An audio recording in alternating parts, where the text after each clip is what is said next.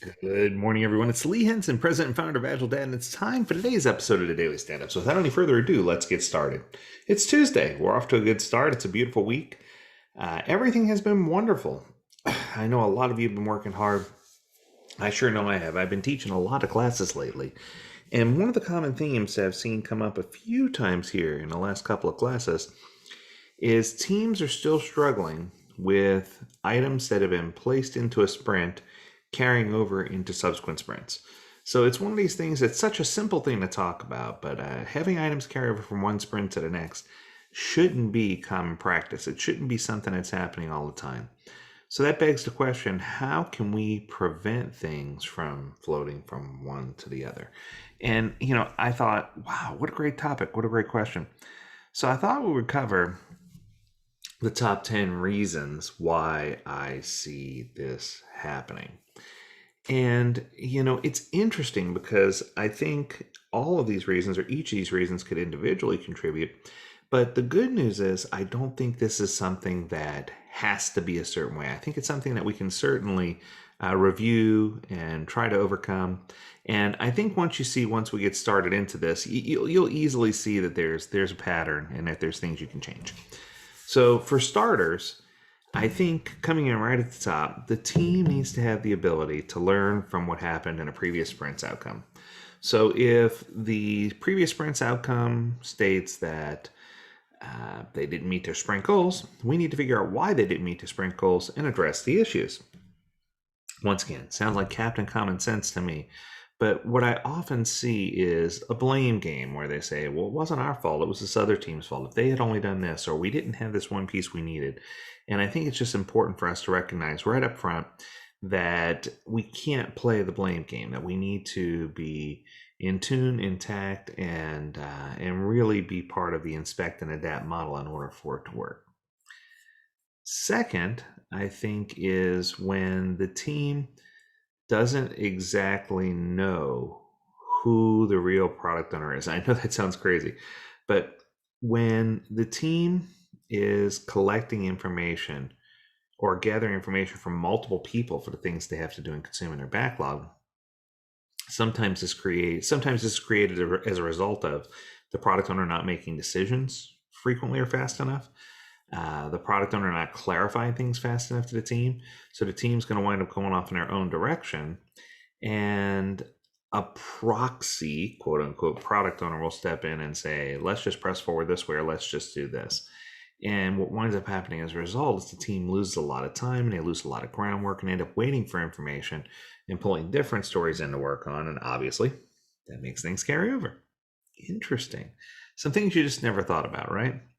So what about Interteam Dependencies? I've had lots of opportunities working in multi-scrum team setups, and dealing with dependencies in a single team is challenging. But when you got multiple teams, if you're not following more of a scrum of scrums model, or you're not having advanced product ownership refinement sessions where product owners get together and have discussions, if the UI folks are left out, or UX, if the backend database folks are left out, a lot of times what you'll wind up seeing is that you're creating these intergroup or interteam dependencies. And while every team should strive to be cross-functional, there's still truth in the fact that some organizations are still operating with these people loosely tied to the teams. And in many cases, it's because of the size of the organization or the fact that they're in growth mode, where they don't necessarily have an architect or a marketing person to put on each team. So they're artificially creating dependencies, which is forcing things to carry over from one to another. How about this one? The Sprint Backlog is not updated regularly.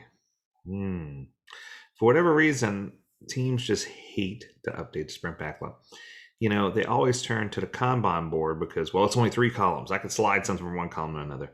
But for whatever reason, teams stray away from updating time, if they're keeping track of time, or updating status in a sprint backlog. Now, I'm never, ever, ever an advocate for keeping track of time. I feel like it's a waste of time. But I do feel like if it's part of a team working agreement, that they understand that updating a sprint backlog is important, because this is the, if you picture yourself in an aquarium, this is the view that everyone else can see from the outside. So this is the impression that you give off, and you only have one chance to make a first impression. And I think that sometimes people don't consider perception. They don't consider how other people see things. And I think it's just important for us to understand that if we're going to be successful and not carry things over, we need to frequently update the backlog, specifically the sprint backlog, so that we know exactly where we need to go. And that leads me to the one that I almost broke into here. Not refining the product backlog before sprint planning. Fact. If you're not refining the sprint backlog, doing your backlog grooming, getting everything ready to go, and having an N+1, N+2 sprint work defined a little bit in advance or refined a little bit in advance, then you're going to run into this issue over and over and over again.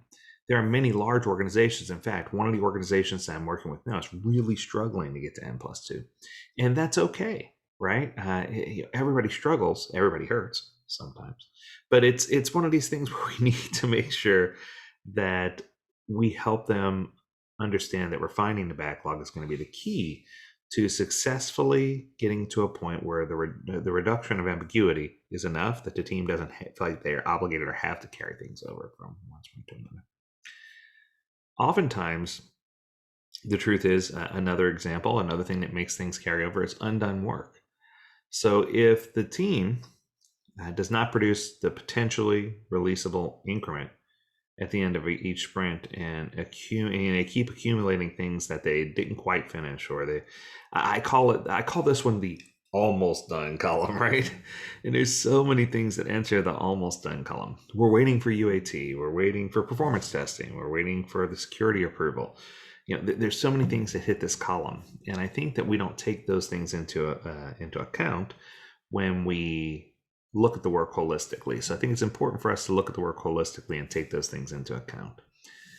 Number 4, we didn't take our number 4. Now I'm going backwards here, counting down from 10 to 1. But the next one is a missing definition of done. Either the team doesn't have a definition of done at all, or the definition of done is too minimal.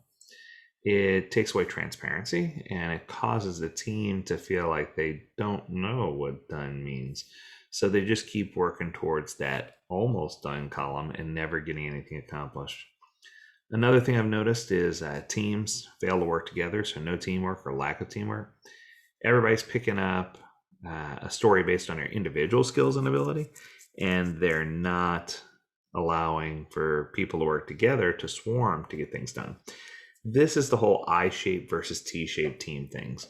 If you find that you're continually working in I-shaped teams, you're going to get things done more quickly if they're specified, but the unspecified work will take longer. And in addition, it's going to cause you to have teams that are not cross-pollinated. So you're losing cross-collaboration, you're honing in on silos, so you're not going to have anything but a siloed organization, and it's going to cause you to not be able to complete the work in the way that you would. In essence, this is going to make things carry over. These are all just reasonable things that make sense. Next is, how do you handle unplanned work? So let me explain. I think one of the things that I've noticed as another trend, and maybe even a topic for another podcast this week, another episode, is that people don't know how to handle interruptions. They don't know how to handle something that wasn't planned. The truth is, most organizations are in a position where they try to plan for all the unexpected, but the truth is the unexpected still happens. So I think that a lot of organizations or teams are being advised to not plan to your full capacity and set aside a percentage of your time to. And the truth is, nobody operates that way, right? Once you start working on something, you finish working on something. And I think that sometimes the unplanned work creeps in because it's more important we get it done, and work that was in the sprint gets carried over. It's that simple. So we need a mechanism or a method in place where we're not just allocating time, but we're saying, I'm going to dedicate a person each sprint that will rotate off to take care of some of these unplanned things and to protect the core team from the temptation or the urge to shift away from what they're doing to go do something else. They shouldn't even be aware that there was an interruption. And I think that this responsibility lies on the Scrum Master and on the ability of leadership to focus and ask themselves, even a high-performing team of 6 with frequent interruptions is less productive than a team of 5 with no interruptions. Think about that for a minute. And of course, my last one is that the team is still forecasting or predicting using time. If you take time out of the equation and you take individual capacity out of the equation and you strictly look at this from a team-based velocity perspective, it makes it a lot easier for you to be accurate with your forecasting, and it makes it a lot easier for you to choose the right number of items to pull into a sprint. Now, I've been bombarded with questions about, can't we use it as a check and balance, and can't we say that a point equals so much time? And I highly discourage that. I think that the second you tie time to effort, the second you tie time to work, what's going to happen is people are going to start thinking individually, like we said before. Product owners' interpretation of time and developers' interpretation of time are totally different. I should call it producers' interpretation of time. It's completely different. So it doesn't matter whether you're building hardware, software, products, or services. It always is the same thing. So we want to make sure. So going through your list again, I'll start here at the top and I'll go back down so we can make sure we got them all. 1, you need to take time out of the equation. If you take time out of the equation and stop thinking in terms of time, things aren't going to carry over. 2, you need to know how to handle unplanned work. You need to make sure you understand how you're going to handle interruptions, and you need to set aside time and make sure that you, or not necessarily time, but an individual who can take over and prevent the interruption, because we know that setting aside just an allocated amount of time doesn't work. 3, we need to avoid I-shaped teams and get to T-shaped teams that people can pick up work and get it done, as opposed to focusing on individuals and letting individuals focus on individual events. I think that's incredibly important. 4 is we don't have a definition of done, or our definition of done is weak. 5 is everything reaches that almost done state. I like that one. We're nearly done. It's not done. And we need to make sure we understand what we need to do in order to get things to done.